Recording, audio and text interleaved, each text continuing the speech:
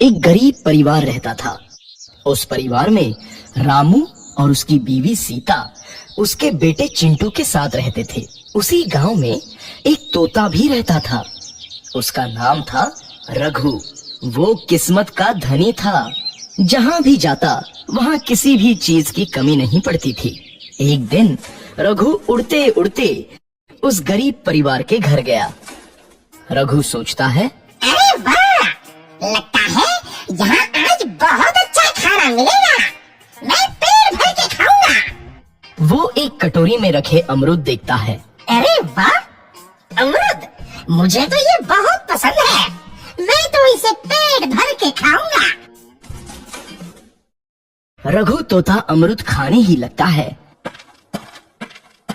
तभी सीता रघु को अमरूद खाते देखती है तो गुस्सा हो जाती है और उसे वहां से भगा देती है। भाग यहाँ से, न जाने कहाँ से आ जाते हैं। मैं तो परेशान हो गई हूँ इनसे। सीता के भगाने के बाद रघु चुपचाप से एक कोने में रहता है। धीरे धीरे उस परिवार की बरकत होने लगती है। एक दिन रामू और सीता खाना खाते वक्त बातें करते हैं। आजकल हमारी बहुत तरक्की हो रही है, काम भी अच्छा चल रहा है। रामू कहता है। इस पर सीता कहती है, सच कहा, भगवान हमेशा ऐसे ही हम पर मेहरबान रहे। बेटा चिंटू भी कहता है, पिताजी, मुझे खिलौना लेके दो ना, मेरे सभी दोस्तों के पास है। रामू कहता है, ठीक है, जरूर लाऊंगा। सीता कहती है, कितने खुश है सब, मेरे परिवार को किसी की नजर ना लगे। एक तरफ ऐसी बातें होती हैं, तो दूसरी तरफ रसोई में रघु तोता भी अमरूद खाते रहता है। मजा आया, अमरूद खाया, मजा आया, अमरूद खाया, मजा आया। तभी सीता रसोई में आती है और रघु तोते को अमरूद खाते देख बहुत गुस्सा होती है। सीता रघु को बाहर निकालने के लिए पिंजरे में अमरूद रखती है।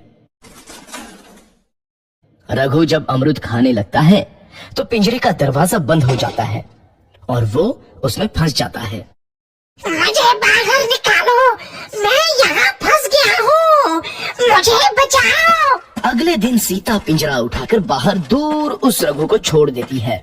रघु के जाते ही उनके घर आई बरकत धीरे धीरे कम हो जाती है।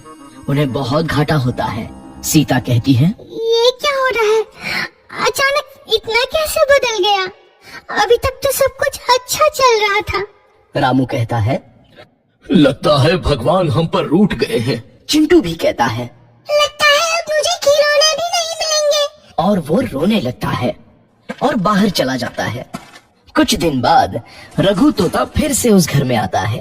वापस आया, मैं वापस आया, अब मैं जमकर अमरूद खाऊंगा। रघु सीधा रसोई घर में चला जाता है और अमरूद खाने लगता है।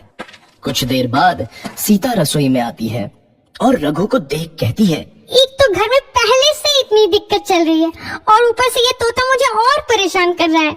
सीता रघु को वहाँ से भगा देती है। रघु उड़कर किसी कोने में छुप जाता है। कुछ दिन बाद धीरे धीरे उस घर की बरकत वापस आने लगती है। काम भी अच्छे से चलने लगता है। एक रात जब रघु तोता अमरूद खाने जाता है तो पिंजरे में फंस जाता है।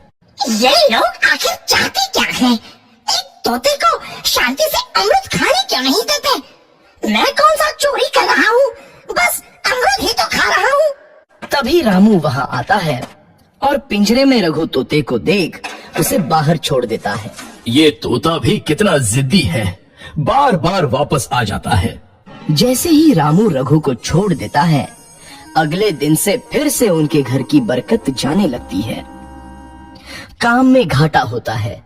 किसी को समझ नहीं आ रहा था कि ऐसा क्यों हो रहा है। रघु तोता घर आता है तो अचानक बरकत आती है और जब रघु तोता को बाहर निकालते हैं तो बरकत चली जाती है। एक दिन सीता रघु तोते के घर आने और बाहर जाने की स्थिति पर नजर रखती है।